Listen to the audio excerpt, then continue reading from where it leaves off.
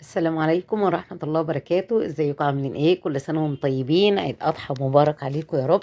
زي ما انتم شايفين كده الكوارع، عايزين نعرف يا جماعة الكوارع دي بتتعرف انها بتستوي بسرعة او بتاعت لحمة صغيرة او لحمة كبيرة؟ ازاي نبص فيها كده وفي المفاصل بتاعتها، وخاصة المفصل ده.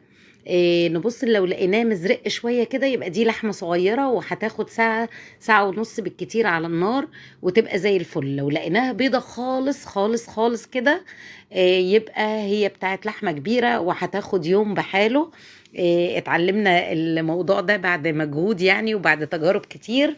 العظمة بتاعتها بتكون زي ما انتوا شايفين كده، مزرقة شوية أو مدية على اللون الموف. دي معلومة عرفتها بقى من الجزار. وخلاص ما عدتش بتخم فيها خالص. كنت الأول بجيبها ساعات وما كنتش بعرفها وبقى فرحانة بالبياض الناصع اللي هو فيها وفي العظمة بتاعتها. لا يا جماعة، لازم يكون ما بين المفصل والمفصل، أي مفصل فيها زي ما انتم شايفين، حتى الحتة الصغنونة اللي تحت دي، أيوة، الفصين اللي جنب بعض دول مزرقين شوية هم. نقعتها بقى، غسلتها الاول ونقعتها في ليمون. شايفين الليمون بقى؟ ليمون وملح وسكر، نزل كل الحاجات اللي فيها زي ما انتم شايفين كده. بعد ما اتغسلت وبدات اغلي الميه بقى، وحطيت فيها بصلايه وطماطمايه ولورا وحبهان وقرفه ايه تاني، حطيت حاجات كتير. ممكن تحطي عود القرفة وتستغني عنه، ممكن تحطي قرنفل وتستغني عنه. ممكن تحطي فص ليمون. وانتي بتسلقيها المية غليت، بدأت احطها بقى بعد ما شطفتها كويس قوي في المية. الكوارع دي من الحاجات المفيدة جدا يا جماعة. كان دايما الدكتور يقول لي دي حلوة، بتبطن جدار المعدة كويس جدا، بتقوي المفاصل. فيها المادة الجيلاتينية دي حلوة جدا للمفاصل. بعد ما بتبدأ تغلي بقى نخلي بالنا كويس جدا عشان نشيل الريم ده، علشان لا يغير في شكل الشوربة ولا يغير في طعمها.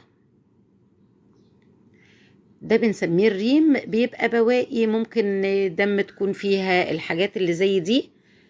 فبنشيلها، يفضل بتكون احسن وبتكون ريحة الشوربة وطعمها احلى. هنلم بقى كل الريم كده، حتى لما بتجيبيه كده بالكبشة اللي في ايدك او المعلقة على قدام كده بيجمع على بعضه، وتبدأي تلميه واحدة واحدة كده. بكلم الصغيرين كمان المبتدئين، نصلي ونسلم ونبارك على رسول الله صلى الله عليه وسلم. حطيت بقى المنكهات والحاجات ديت بعد ما طلعت الريم، عشان بتبقى بتعوم على الوش وبتخرج معاها.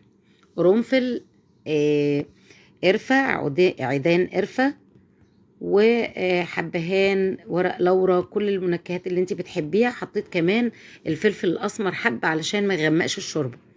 يا دوب ساعة ونص ولقيتها زي الفل زي ما انتوا شايفين كده. الشوكة دخلت فيها على طول وبدأت تستوي، والشوربة بتاعتها أثرت بقى وبقت جميلة. حطيت لها بقى الملح في الأواخر. الملح يا جماعة بنحطهوش في الحاجات اللي زي ديت إلا في الآخر خالص، لأنه بيأخر التسوية شوية. جبت بقى معلقة من التوم وحطيت 3 4 معالق زيت، عليهم معلقة زبدة، وبدأت أشوح فيها كده. بدأت أشوح في التوم، ما حمرهوش عشان ما يطلع لهوش ريحة، أو يفقد الريحة بتاعته، أو يخلي الحاجة طعمها يمرر.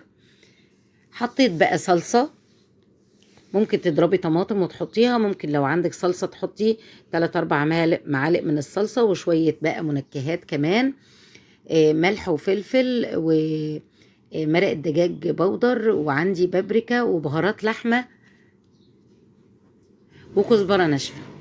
حطيت كل المنكهات دي على بعضها كده على الطماطم، حاجة بقى واو، مش قادرة اقول لكم الريحة بدأت تطلع جميلة جدا. انا هعمل تركة كده علشان تودي الكوارع في حتة تانية خالص. مش هناكلها مسلوقة المرة دي، كتير بناكلها مسلوقة. بدأت بقى أرش عليها الصلصة اللي محطوط عليها كل الحاجات اللي ليها ريحة حلوة وطعم كمان، بتخليها طعم قوي. طبعا احنا عارفين انها مستوية كويس جدا. هحطها بقى في الفرن زي ما هي كده، يا دوب تتشمع كده وتاخد وش حلو.